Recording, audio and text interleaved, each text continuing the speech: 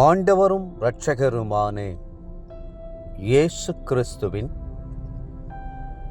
ஈடு இணையற்ற நாமத்தில் அன்றன்றுள்ளப்பம் வாசகர்களுக்கு எங்கள் அன்பின் வாழ்த்துக்கள்.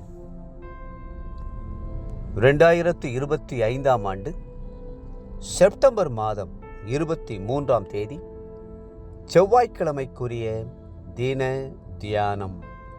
இன்றைய தலைப்பு கைகளை உயர்த்தி.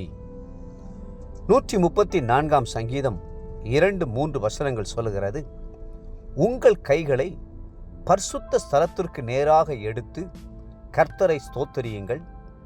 வானத்தையும் பூமியை உண்டாக்கின கர்த்தர் சியோனிலிருந்து உன்னை ஆசீர்வதிப்பாராக. கைகளை உயர்த்தி கர்த்தரை ஸ்தோத்தரிப்பது ஆராதனையின் ஒரு பகுதியாகும். கர்த்தருடைய ஆசீர்வாதத்தை பெற கரங்களை உயர்த்த வேண்டும். 1 தீமோத்தேயு 2:8. கர்த்தருடைய ஒத்தாசை பெறுவதற்கு கண்களை ஏறெடுப்பதுடன் கைகளையும் உயர்த்தி அவரை துதித்து ஆசீர்வாதங்களை பெற்றுக்கொள்ள வேண்டும். கைகளை உயர்த்துவது என்பது ஒருவர் சரணடைகிறதை காண்பிக்கிறது. தேவ சமூகத்திலே நம்மை தாழ்த்தி முற்றிலுமாய் ஒப்பு கொடுப்பதையே கைகளை உயர்த்துவது குறிக்கிறது. நான் ஒன்றுமில்லை ஆண்டவரே, நீரே எனக்கு எல்லாம் என்று அவருடைய பாதத்தில் விழுவதை குறிக்கிறது. நீங்கள் 100க்கு 100 ஒப்பு கொடுக்கும் போது கர்த்தர் உங்களுடைய வாழ்க்கையை 100க்கு 100 பொறுப்பெடுத்து கொண்டு நிச்சயமாகவே ஒரு அற்புதம் செய்து ஆசீர்வதிப்பார். ஒரு நாள் டெலிவிஷன் நிகழ்ச்சியிலே ஈராக் படைகள் அமெரிக்காவிடம் சரணடைவதை பார்க்க நேர்ந்தது. அப்பொழுது அந்த ஈராக் வீரர்கள் 3 காரியங்கள் செய்ததை பார்த்தேன்.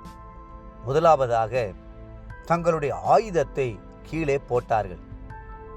இரண்டாவதாக, வெள்ளை கொடியை தங்கள் கைகளிலே ஏந்தினார்கள்.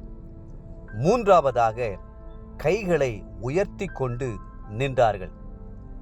அப்பொழுது அமெரிக்க படை வீரர்கள் அவர்களுக்கு தீங்கு எதுவும் செய்யவில்லை, மாறாக அவர்களுடைய உயிரை காப்பாற்றினார்கள்.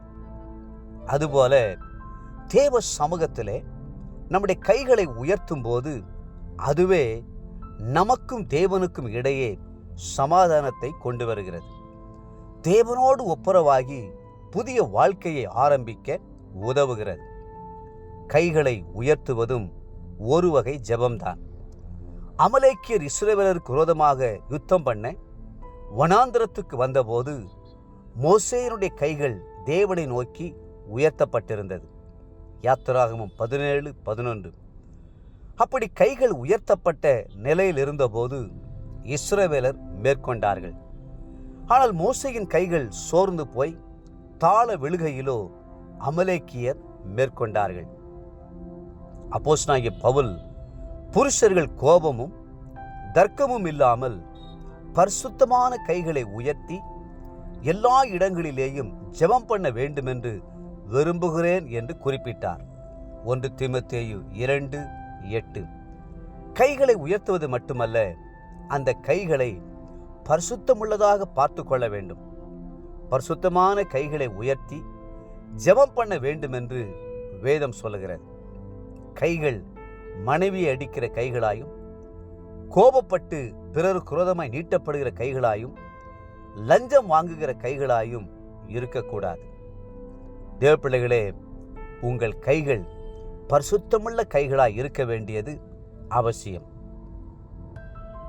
இன்றைய நினைவிற்கு 24ஆம் சங்கீதம் 3-4 வசனங்கள். யார் கர்த்தருடைய பர்வதத்தில் ஏறுவான்? கைகளில் சுத்தமுள்ளவனும் இருதயத்தில் மாசில்லாதவனுமாயிருந்து தன் ஆத்துமாவை மாயைக்கு ஒப்புக்கொடாமல் கபடாய் ஆணையிடாமலும் இருக்கிறவனே. இன்றைய வேத வாசிப்பு காலை உன்னத பாட்டு 1, 2 மற்றும் 3ஆம் அதிகாரங்கள். மாலை கலாத்தியர் 2ஆம் அதிகாரம். அன்புக்குரிய அன்றன்றுள்ளப்பம் வாசகர்களே, மீண்டும் உங்களை வாழ்த்துகிறோம். உங்கள் கைகளை பரிசுத்தமாய் வைத்துக் கொள்ளுங்கள். தேவனுக்கு நேராக உங்கள் கைகளை உயர்த்தி உங்களை ஒப்புக்கொடுங்கள். கர்த்தர் உங்களை ஆசீர்வதித்து மென்மேலும் உயர்த்துவாராக. ஆமேன்.